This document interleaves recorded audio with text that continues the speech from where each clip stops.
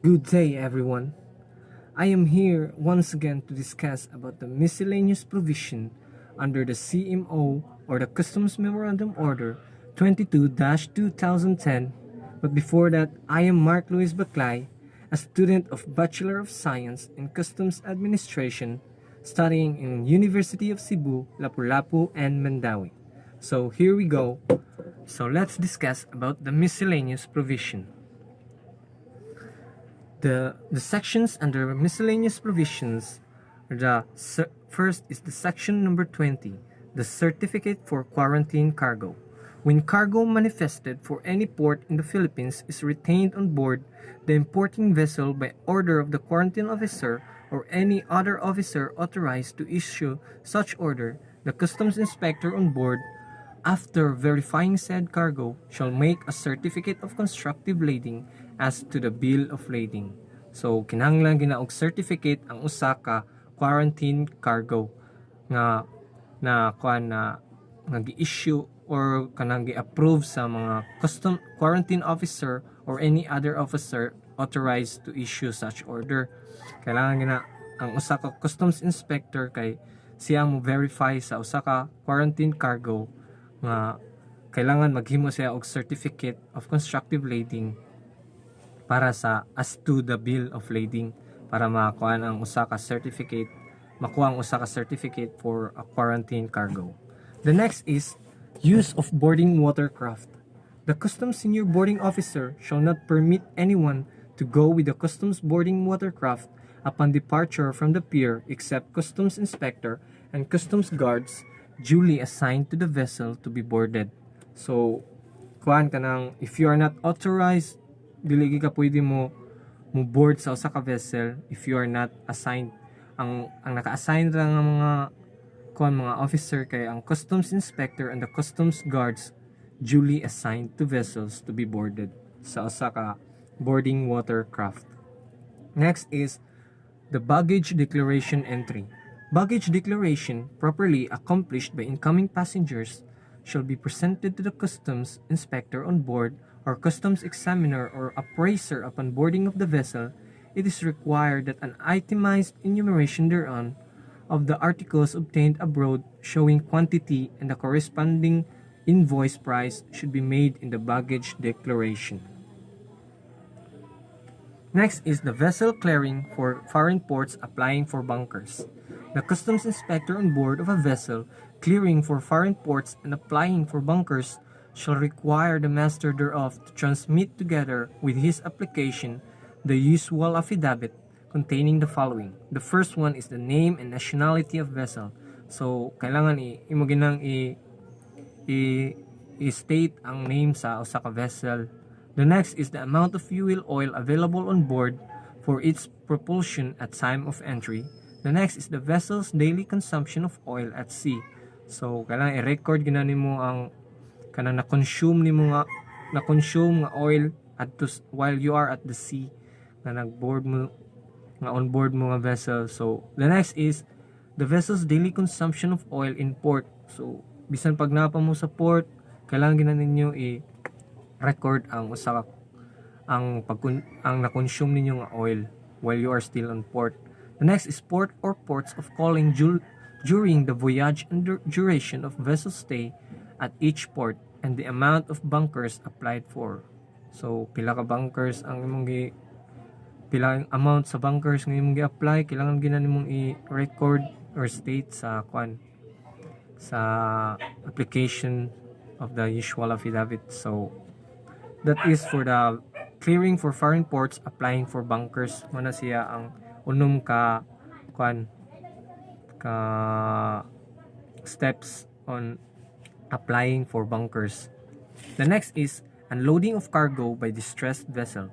A distressed vessel in port desiring to unload cargo for the duration of the vessel's sojourn thereat may be issued a permit to discharge her cargo upon written request of the master or agent, approved by the collector of customs under such terms and conditions he may deem proper.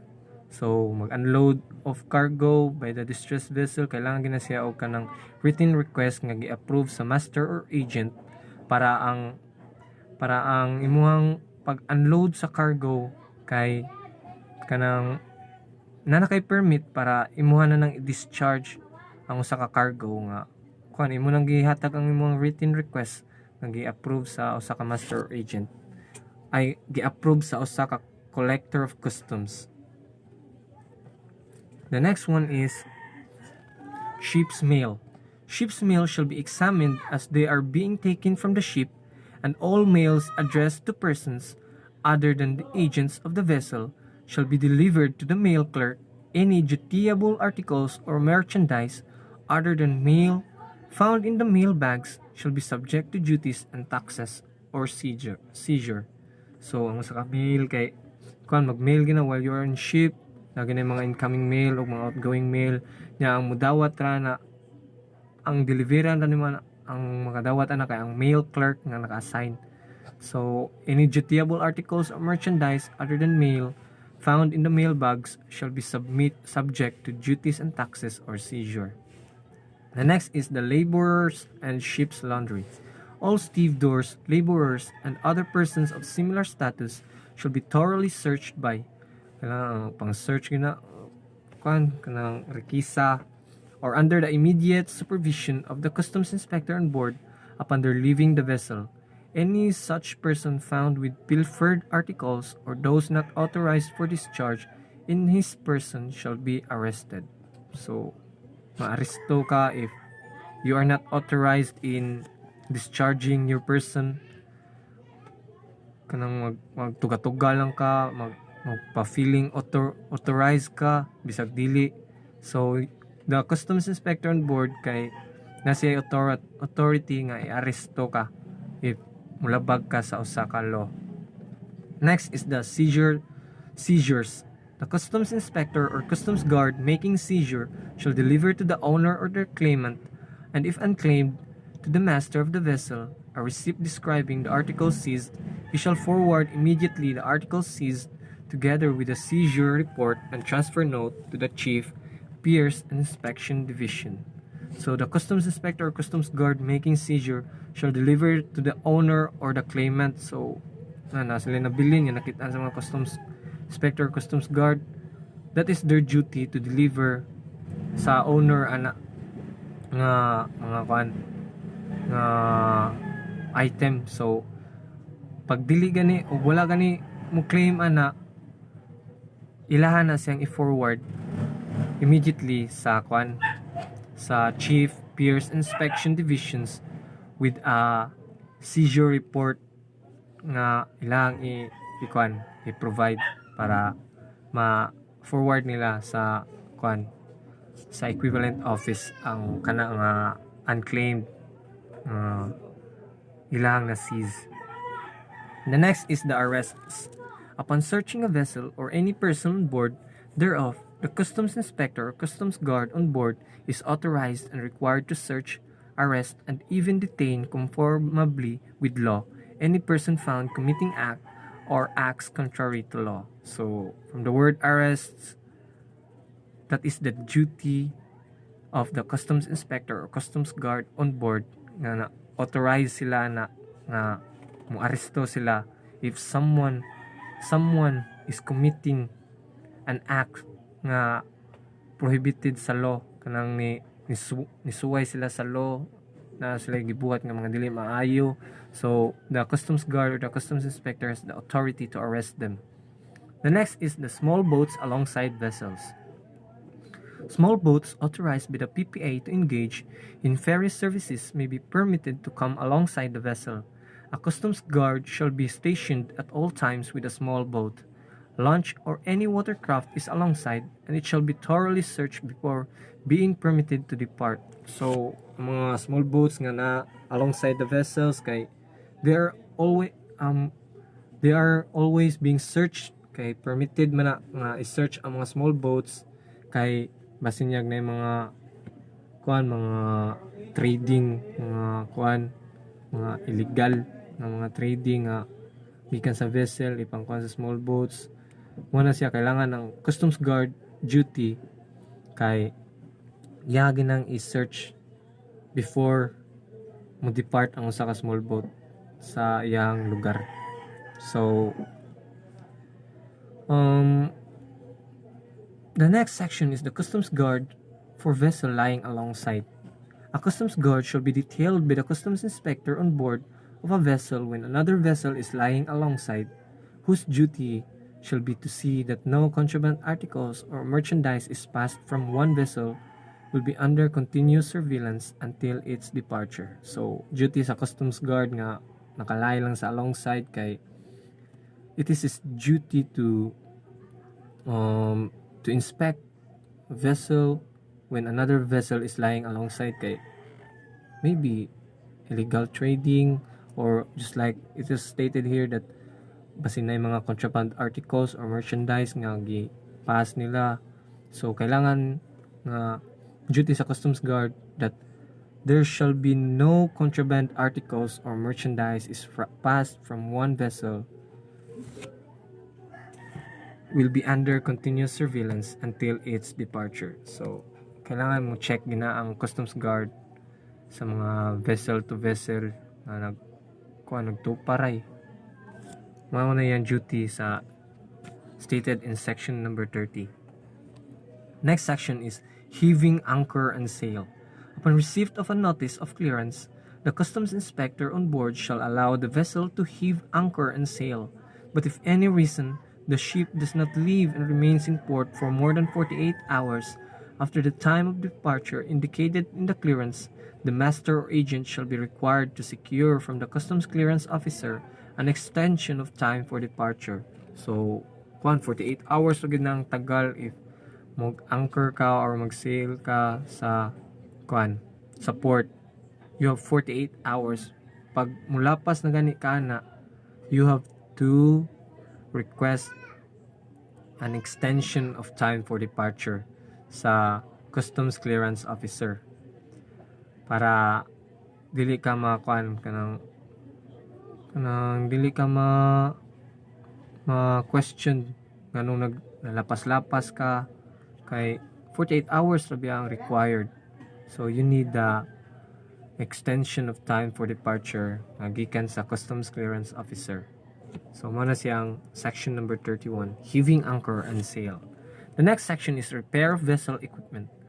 Upon the filling of a bond underground under the Section 105 of the Tariff and Customs Code of the Philippines as amended, guaranteeing the re-exportation and approved by the Collector of Customs, the landing of sails, casks, chronometers, and other portions of the vessel's equipment for the purpose of having them repaired shall be permitted. So, once repairing a vessel equipment, kailangan gina siya permitted gina siya sa Collector of Customs.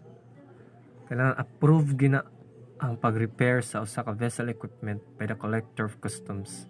The Customs Inspector shall describe the articles or equipment so released in sufficient detail to enable easy and ready identification upon their return. The next is the conversion of vessel status. From foreign to coastwise. Vessels of foreign status may be converted to a coastwise status under the following requirements are fully complied with and submitted to the Collector of Customs through the Customs Clearance Officer as prerequisite to the issuance of clearance. The first one is certificate from the concerned office of the Bureau that import entry had been filled and duties and taxes had been paid and or secured to be paid. Next is the certificate of conversion issued by the Maritime Industry Authority. Third one is the certification from the Chief, Piers and Inspection Division and Chief Bay Service Section or its equivalent office with the Enforcement and Security Service as member of the searching team that the vessel has been fully searched for contraband cargoes indicating therein the results of the searching mission. The fourth one is certification from the shipping agency attested by the customs inspector on board that all foreign cargoes are fully discharged from vessel. The last one is inventory list of ship stores and saloons and crew declaration list shall be duly accomplished, signed by the master of the vessel and attested by the customs inspector on board. Such vessel shall be subject to continuous underguarding until final clearance is issued by the Office of the Deputy Collector for operations. Next is from coastwise to foreign. Vessels of coastwise status may be converted to a foreign status subject to the following requirements. First is the certificate of conversion issued by the Maritime Industry Authority. The second one is duly processed export declarations permits. That is the two requirements of the coastwise to foreign. The next is letters to collector. The customs senior boarding officer shall collect all letters in the vessel possessions addressed to the collector of customs and transmit them without delay to the customs house. So, kailangan ang duty sa customs senior boarding officer yadyo nang i-collect ang tanang mga letters nga nasa vessel para iyahan nang i-transmit sa customs house without delay. Kaya kung ma-delay na, magka-problema na po. Magka-problema na ang customs senior boarding officer na. So, kailangan without delay, he should transmit the collected letters to the customs house.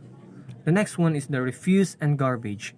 No refuse, garbage and the like shall be thrown or jettisoned inside by harbor, more especially while the ship is alongside piers. All damaged and rotten cargoes shall be disposed of upon arrangement and permission of the collector of customs and at the area designated by said official or duly authorized representative after consultation with the Philippine Coast Guard and or the Department of Environment and National Resources, DNR. The next one is the firearms, care, and use. Care should be exercised in the use of firearms. The unnecessary display of firearms is prohibited. An employee should remember that the law will hold him personally responsible for the results of the use of firearms by him. So, magkuhan ka kanang maggamit-gamit kag mga firearms, kuhan biya na ka ng mga prohibited biya na mga buhaton, mga binuhat.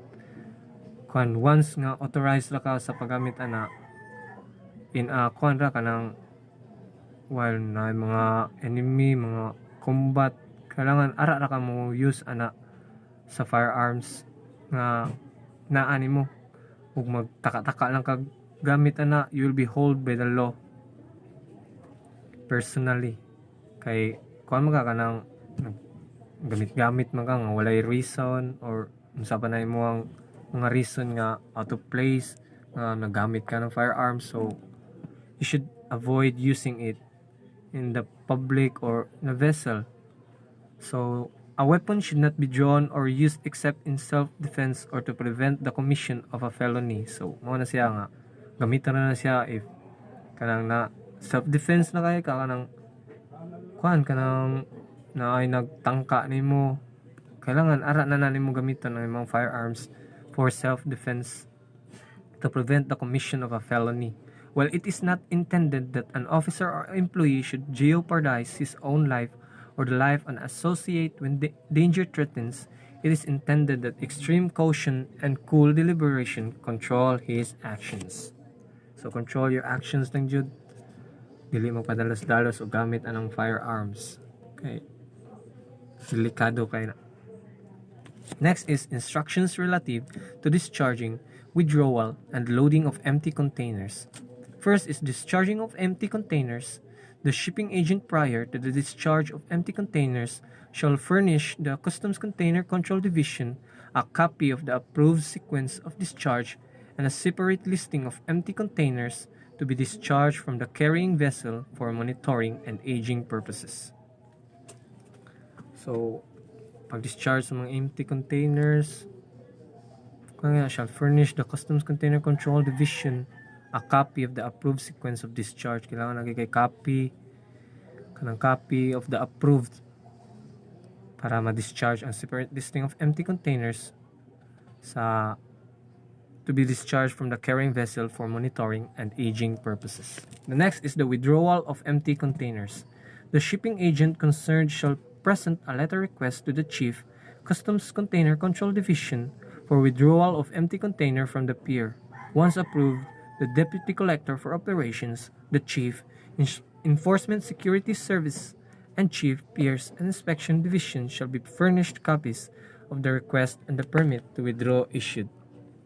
So when you want to withdraw empty containers, you shall present a letter request to the chief para ma-approve ang pag-withdraw nimo sa usa ka empty containers imong i-withdraw. So the next is loading of empty containers. Prior to the loading of empty containers on board carrying vessel, the shipping agent concerned shall apply for a special permit to load in a letter application made for that purpose at the Customs Container Control Division or its equivalent office. The word loading, once kung mag-load ka og empty containers, na ginasay ka ng mga permit nga na-approve special permit to load kailangan naagi ka na para maka-load ka og empty containers. It shall be the responsibility of the Customs Container Control Division to physically inspect every empty container brought into, unloaded into the port and to verify if indeed the same is empty as represented by the concerned parties. The empty containers shall be inspected upon their arrival after their unloading into the port and not when these empty containers are being loaded into the carrying vessel. The next section is the instructions relative to the withdrawal of shut-out containerized export. Withdrawal of shut-out containerized export cargoes. All applications for the withdrawal of shut-out containerized export cargoes shall be directly filed with the Chief CCD or its equivalent office. Spot checking of the contents of the subject containers shall be no longer be required, but instead the following the following precautionary measure shall be undertaken. The application to withdraw shut-out containerized export cargoes shall be accompanied at all times by the following. First is the certification of the shipping agent concerned attesting to such fact. The second is an equipment interchange receipt. Third is a copy of export declaration, permit, or inquiry. The spot checking shall be confined only to determine whether the original shipping agent seal affixed after the stuffing operations is intact. In case the containerized export cargoes are deliveries from a CBW, which fact shall be indicated in the application, the same shall not be withdrawn unless accompanied by the customs guard who shall guard the same until the shipment is received by the assigned customs warehouse man, customs storekeeper at the CBW. For this purpose, the Chief Customs Container Control Division shall coordinate with the Chief Banded Warehouse Operating Division concerned for the underguarding requirements. The next section is shifting of cargoes. Shipping agent shall submit a written request for shifting of cargoes to the Office of the Chief, Pierce, and Inspection Divisions, which in return shall recommend its approval to the Deputy Collector for Operations. Next is divanning, stripping, and stuffing. Consignee shall submit a written request for divanning, stripping, and stuffing to the Office of the Chief, Pierce, and Inspection Division, which in turn shall recommend its approval to the Deputy Collector for Operations. Next section is direct to truck transfer. For direct transfer of container or cargo from vessel to truck, consignee or customs broker shall submit a written request to the Office of the Chief. So before they mag-truck transfer, direct transfer of container cargo from vessel to truck, kailangan gid sa duty sa customs broker na mo-submit siya og written request to the Office of the Chief, Pierce, and Inspection Division, which in turn shall recommend its approval to the Deputy Collector for Operations. So, ang gi-request sa usa ka broker nga written request to the Office of the Chief, Pierce, and Inspection Division kay kailangan nga ma-approve siya sa Deputy Collector for Operations in direct to truck transfer. The next is the overtime permit. All requests for overtime work by Pierce Inspection Division personnel other than those regular activities mentioned in this manual shall be recommended by the Chief, Piers and Inspection Division or its equivalent office, and approved by the Deputy Collector for operations. So, mga overtime permit, kailangan gina siya, i-recommend gina siya sa Chief, Piers and Inspection Divisions nga ang mo-approve ragid kay ang Deputy Collector for operations. The next section is discharging of vessel sludge. All requests for discharging of vessel sludge shall be recommended by the Chief, Piers Inspection Division and approved by the Deputy Collectors for operations. Sample of sludge shall be taken by the Customs Examiner from Formal Entry Division for examination purposes. The next section is the bunkering permit. All requests for vessel bunkering, refueling shall be recommended for approval by the Chief, Piers and Inspection Division to the Chief Port Operations Service or the AOCG. So mag-refuel ka sa mga vessel, kailangan ka mo-recommend for approval by the Chief. Pili ka mag-buot-buot lang. Kailangan always in this course kay in this sections kailangan ka approval mo gina mga request, mga records, mga importance gina ni nga mga kuan. Kailangan ka mga approval sa mga high ranks if you are assigned nga lower pa ka. So kailangan ka na. The next section is leisure or racing yacht. The boarding formalities shall as far as practicable apply to leisure crafts, yachts, foreign fishing vessels, and local fishing vessels from abroad.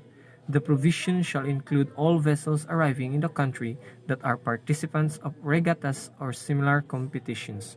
During boarding formalities, the master or owner of the yacht, other similar vessel shall manifest, state its intention, purpose of its journey in the Philippines. He must indicate if its voyage is for pleasure, indicate intended period of stay in the Philippines, conversion from foreign to coastwise, payment of duties and taxes, or conduct of business in the Philippines.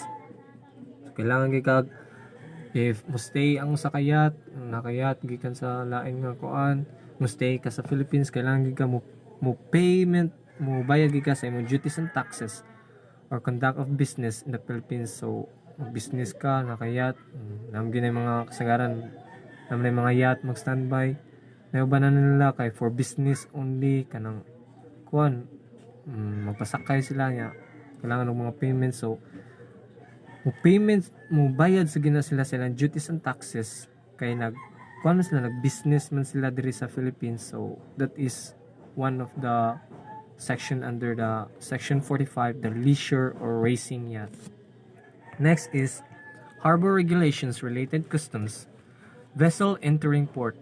All vessels entering any port of entry or coastwise in the Philippines shall show their colors and signal their official numbers or letters, and such signals shall be kept flying till the vessel is boarded by the proper officials. All vessels within 2 miles before arriving at designated quarantine anchorage shall display their aforementioned signals. So, mo gina kwante ka ng mo gina yung mga vessel, kailangan na gina sila yung mga signals, especially kanang gabi, kailangan na gina signal lights sila. At all vessels within 2 miles kailangan nagsignal na sila before entering a port kay para ma-notice sila na mo enter sila sa usa ka port. When mail is to be discharged, the vessel shall inform the port authorities by the prescribed signal at the earliest opportunity. The next is the flag signals or calls.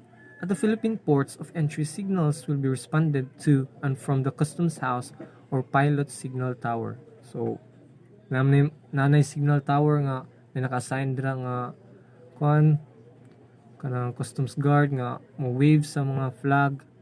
It is a signal. The following signals or calls shall be used in all Philippine ports of entry. So, kanang mga signal ang pag-raise sa mga flag signals or calls kay it is a part of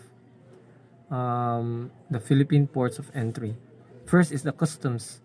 International code flags at night, 3 or 4 short blasts of whistle and waving of a light. So mo to sa akong gingon ganina nga wave ang mga light sa vessel at night 3 or 4 short blast.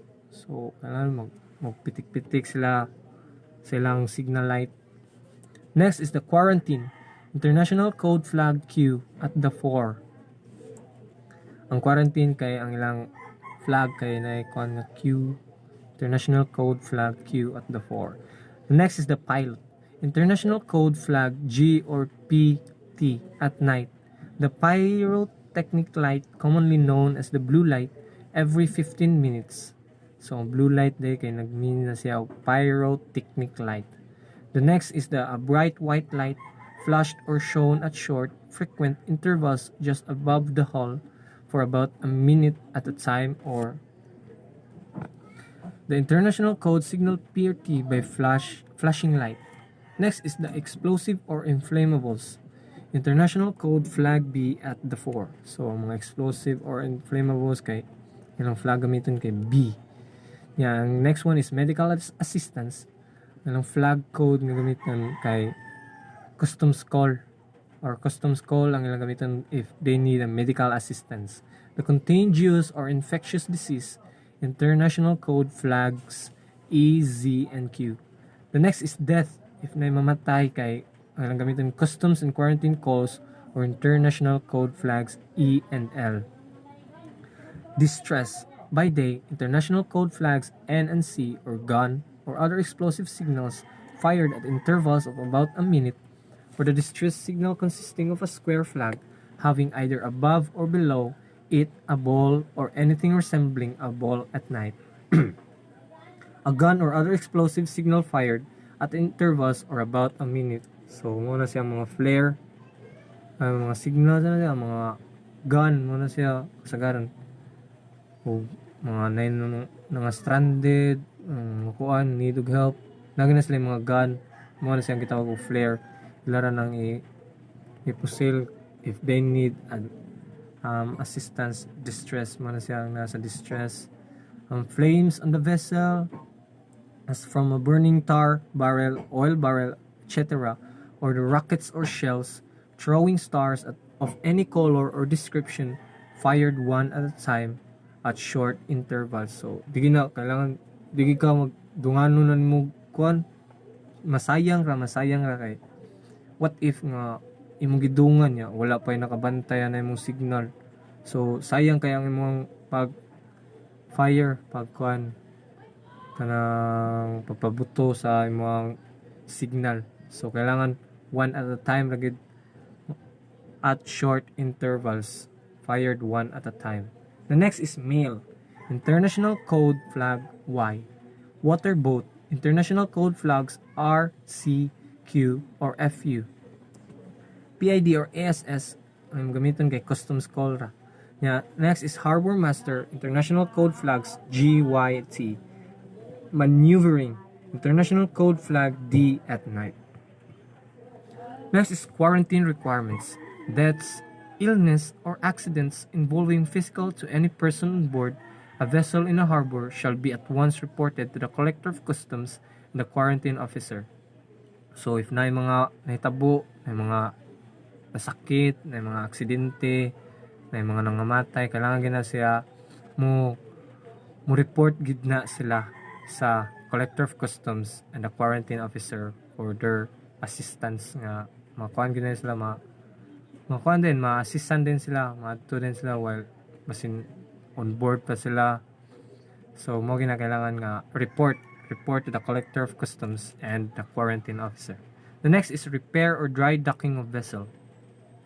No repairs except minor ones shall be allowed on any vessel in port without the permission of the collector of customs or the deputy collector for operations, as well as its transfer to the designated place of dry docking, and shall be subject to the continuous underguarding until final clearance. For dry docking, the following documents are required. First is searching and inventory report. The next is approval from the office of the deputy collector for operations. The next is the certification from the contractor. The next is sunken vessel. Whenever the navigation of any harbor or navigate river tributary thereto shall be obstructed by any sunken vessel, boat, watercraft, or other similar obstruction has existed for a period longer than 30 days, or whenever abandonment can be established in a less space of time, the sunken vessel, boat, watercraft, or other obstruction may be broken up, removed, sold, or otherwise disposed by the collector of customs. So kanang mga naka-standby na mga vessel kay may uban na nagipangkawat na ya kuan sa na kanang duty sa na sa collector of customs nga ipang-dispose na ng mga na-abandon ng mga vessels or watercraft or other obstruction nga na-broke na kanang wala na gamit. So it is the duty of the collector of customs to dispose it. So that is the sunken vessel. Next is lighters, tugs, and other watercraft. Lighters shall not be tied, nor removed from alongside a vessel without permission of the customs inspector on board such vessel. Next is the police authority performed by customs officer. Customs officers have the power to arrest with harbor limits persons violating the customs, immigration, and navigation laws and regulations, and persons committing crimes or breaches of the peace. Such arrest shall be reported without a delay to their superior officer. So, arestuho na nila without delay para ma-report din nila silang superior officer. Next is that any person who assaults, resists, opposes, or interferes in any manner with a customs officer in the discharge of his duty shall be liable and subject to the penalties prescribed by law. So, kinsa itong mga tao nga mga assault, mo resist, or mo oppose, or mo interfere sa duty sa usa ka customs officer, they are liable to be subject to the penalties kay nilabag man sila sa law. So the next is rat guards. When any vessel, either of foreign or Philippines registry, is at any dock, pier, wharf, quay, or bulk, such vessel shall take proper precautions to prevent the passage of rodents to or from the vessel. Next is the master of any vessel of foreign registry of the Philippine registry engaged in foreign trade, whether lying alongside a pier, dock, quay, wharf, or bulkhead, or in the stream, shall have suitable rat guards placed on all lines between idle lighters or small boats or other carriers and the vessel, which must be so fastened that the guard will remain at right angles to and tight on the line. So, importante kaya ang rat guards para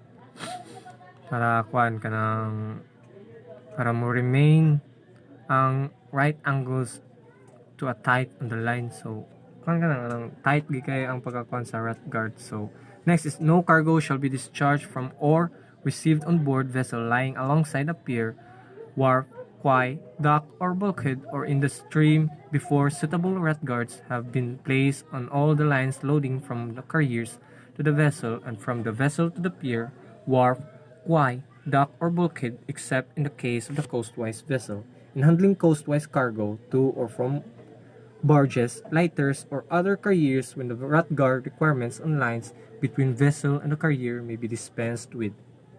The next is other special anchorage. Likewise, all other boats and watercrafts are prohibited to anchor or to linger around any vessel, whether moored at a pier or anchored in a harbor, at a distance of less than 50 meters from said vessel, unless especially authorized by the collector of customs. Next one is specific regulations.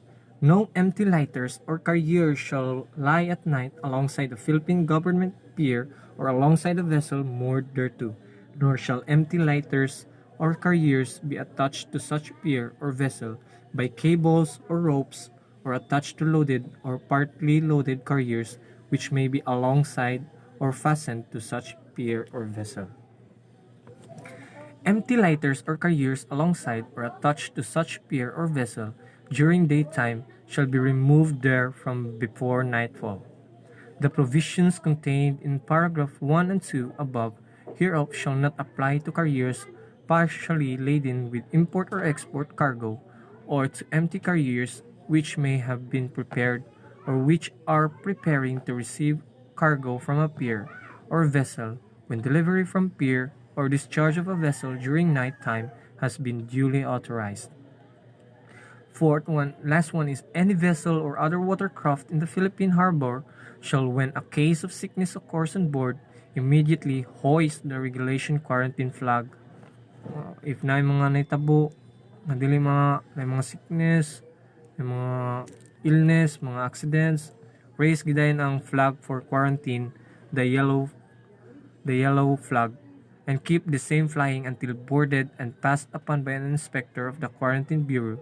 The flag shall be of sufficient size and so placed as to be plainly visible. Kailangan visible gina ang mga signal calls, mga flags, kailangan visible gina siya before mag-board ang usa ka vessel para maklaro na siya sa mga Quarantine Bureau, mga inspector sa naka-assign silang places nga na board nga vessel, maklaro nila ang mga flags nga gipang raise for para makuha din ang mga assistance kay naadayon ba. So mo na siya ang pag-raise sa flag, kailangan visible and sufficient size. And that is all for today's discussion. And thank you and have a nice day and God bless everyone. I am Mark Louis Baclay once again, a student of Customs, a Bachelor of Science in Customs Administration in University of Cebu, Lapu-Lapu, and Mandaue. And that is all for today. Thank you.